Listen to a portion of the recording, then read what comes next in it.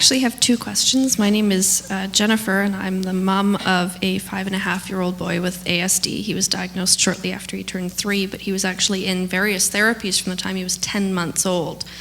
Now, I know the Ontario IBI studies show that ASD children who start therapy earlier have better cognitive and adaptive outcomes. Does the ability to learn further, the ability to rewire an ASD brain, does that peak? Do I have to worry about getting enough in terms of the various therapies that he learns on a daily basis? Because he still has so many struggles with simple things. He just started kindergarten, and he was not nearly as ready as we thought he was going to be.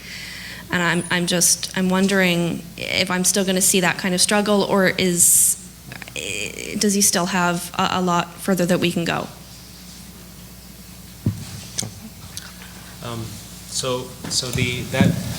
There are a lot of concerns that are raised from a study like that on the Perry study that I described there, because it emphasizes that for that type of intervention, that earlier is related to greater gains during the course of the youth's participation in the intervention.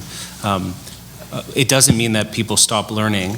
It doesn't mean that people stop having stresses that change as their context changes either. So I don't see it as a plateauing. I see it as that intervention, the way it's designed and the way it's provided in Ontario, which is where it's being studied, right? In that context of community-based intervention, seems to be more effective for those at 6 and under than it is for those 8 and over. But it doesn't mean that those youth who are 8 and over are, stop learning or stop benefiting from interventions.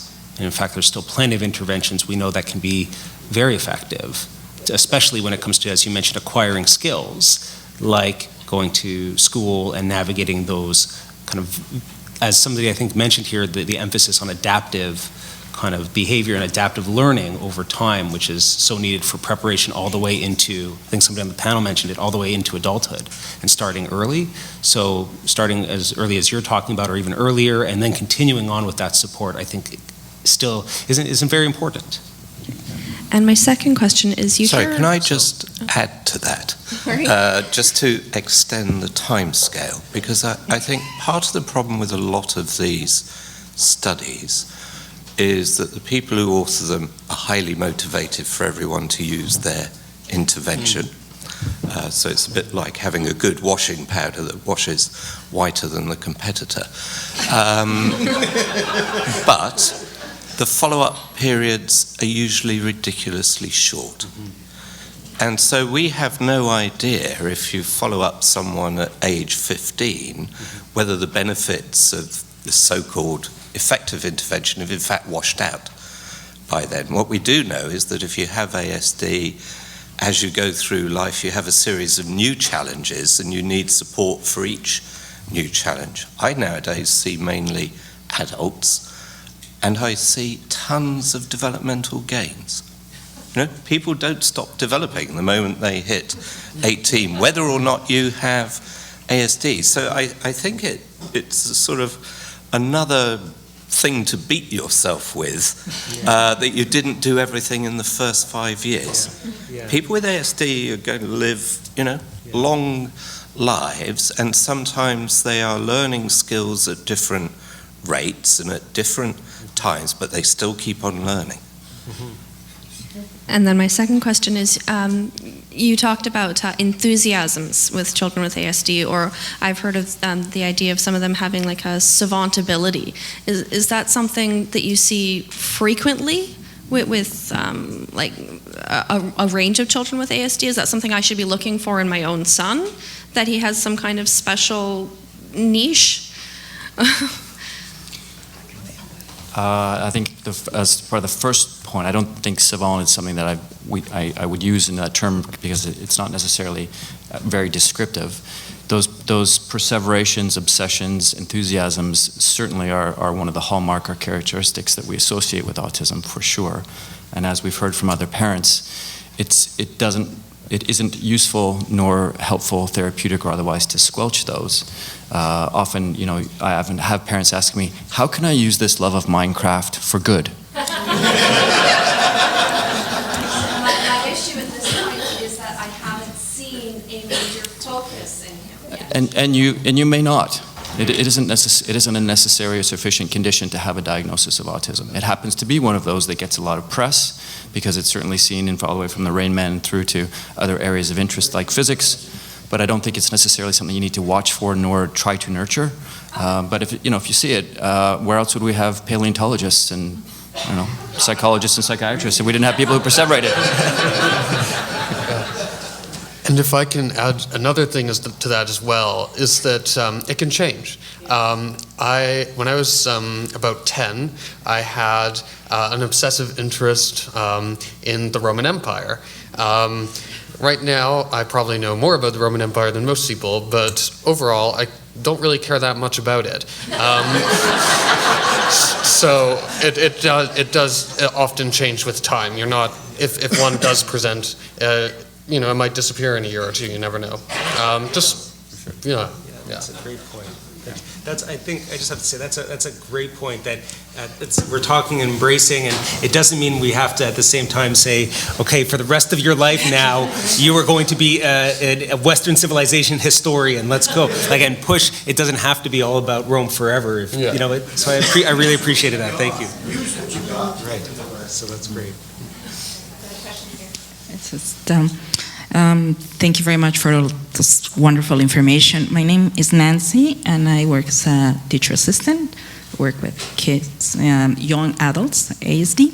My question would be, we're talking about thriving, having youth to thrive in many aspects, and my questions are always in the terms of how far we can go in terms of what else to teach. There's many aspects, for example, emotional education or having healthy relationships, aspects about consequences, legal consequences, and the law enforcement.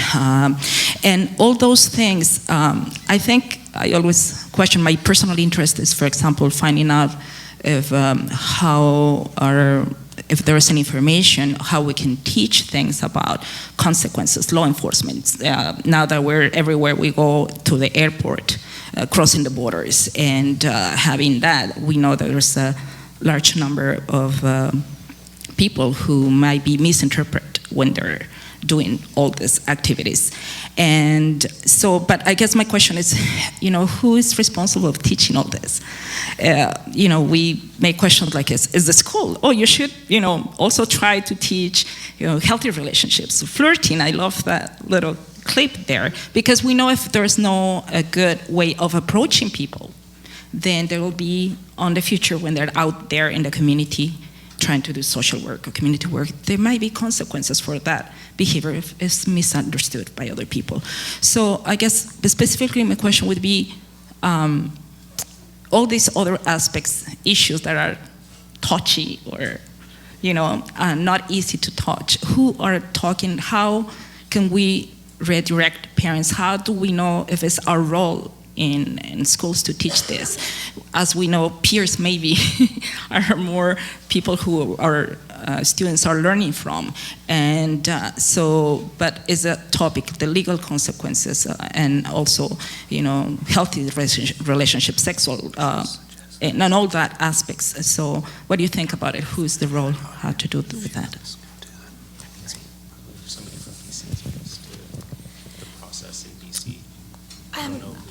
I can start and then have the other panel members contribute.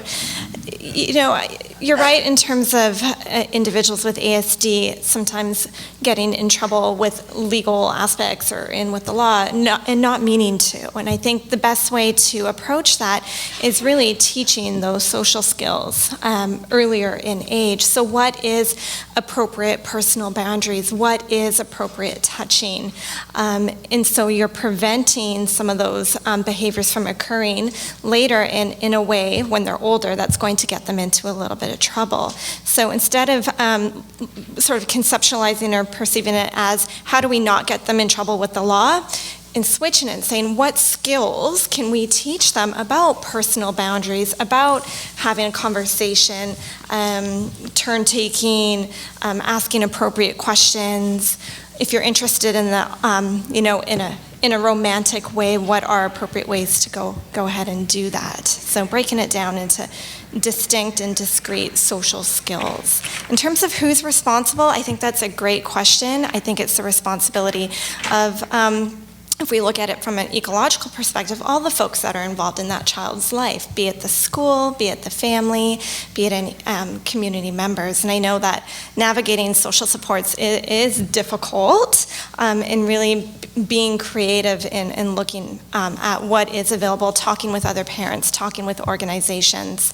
I know in British Columbia, Dr. Liz Lageson from UCLA has come here a few times to talk about the Peers program, which is an excellent program, in looking at, is that something that's available in British Columbia? Does anyone want to add to that? I can maybe say a few things. I mean, this is a huge area, and it's more than that too, because you asked the question, who's responsible? And that's, I mean, it's such a disconnected set of services right now. And unfortunately, it seems to be the responsibility of parents to navigate through that system and for self-advocates to do so. There are some useful tools, though. This is more general, I'm saying, but I just thought I may as well say this.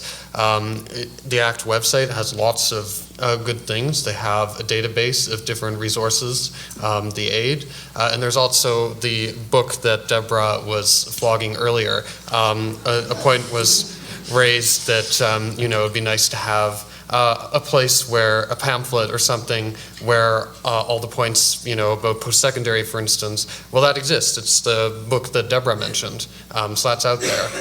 As far as the law specifically, I mean, well, that's one of the real challenges of moving into adulthood. There are some things out there. Michelle Garcia Winner has some stuff in the social thinking curriculum that relates to that, so that might be useful. But yeah, it's a frightening situation. I know that. I was just going to make one more last comment on who to blame. At first, I was thinking we should probably blame Tony, but I don't think that's appropriate because he's only been here recently in Canada for a while. I think it's a little too trite to say that we should blame one group or another. There's no question that as a community, autism is on a daily basis is increasing in its awareness and understanding, and certainly it behooves us and the academic sides of things and clinical sides of things to do a better representation of that and how to get that across. I think it's been clearly stated by the panel that the communication between and amongst the professionals and the agencies that are supporting individuals with autism is poor, and the agreement on how to work with individuals with autism is poor.